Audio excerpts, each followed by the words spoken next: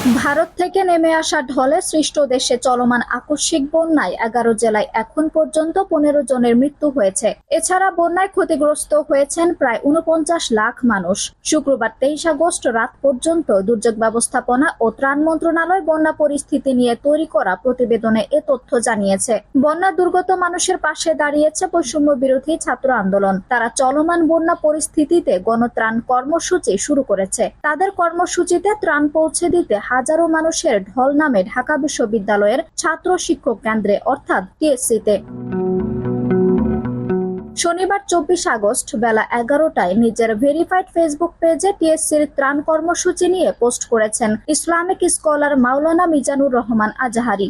মাওলানা মিজানুর রহমান আজাহারি লেখেন, বিকেলের ঝালমুড়ি আর ফুচকা যাদের মিস হয় না, বাসে হাফ ভাড়ার জন্য যারা তর্ক জুড়ে দেয়, সে ছাত্রছাত্রীরা আজ তাদের পুরো মাসের হাত খরচটা অবলীলায় দিয়ে দিচ্ছে টিএসসির ত্রাণ তহবিলে। মাশাআল্লাহ, আমরা তো এমন বাংলাদেশেরই স্বপ্ন দেখি। এর আগে বৃহস্পতিবার 22 আগস্ট বন্যায় ক্ষতিগ্রস্তদের পাশে দাঁড়ানোর আহ্বান জানিয়েছিলেন মালয়েশিয়ায় অবস্থানরত বাংলাদেশের জনপ্রিয় ইসলামিক আলোচক মাওলানা মিজানুর রহমান আজাহারি। ভারত থেকে নেমে আসা ঢলে সৃষ্ট দেশে চলমান আকস্মিক বন্যায় 11 জেলায় এখন পর্যন্ত 15 জনের মৃত্যু হয়েছে। এছাড়া বন্যায় ক্ষতিগ্রস্ত হয়েছেন প্রায় 49 লাখ মানুষ।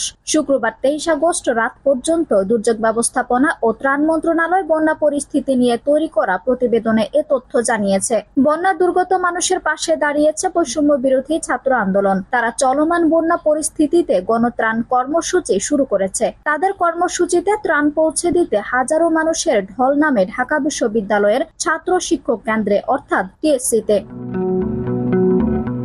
শনিবার 24 আগস্ট বেলা 11টায় নিজের ভেরিফাইড ফেসবুক পেজে টিএসসির ত্রাণ কর্মসূচি নিয়ে পোস্ট করেছেন ইসলামিক স্কলার মাওলানা মিজানুর রহমান আজাহারি।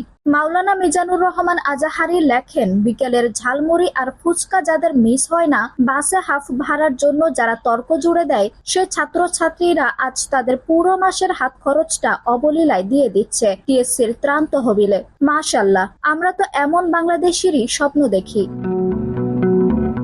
এর আগে বৃহস্পতিবার 22 আগস্ট বন্যায় ক্ষতিগ্রস্তদের পাশে দাঁড়ানোর আহ্বান জানিয়েছিলেন মালয়েশিয়ায় অবস্থানরত বাংলাদেশের জনপ্রিয় ইসলামিক আলোচক মাওলানা মিজানুর রহমান আজাহারি।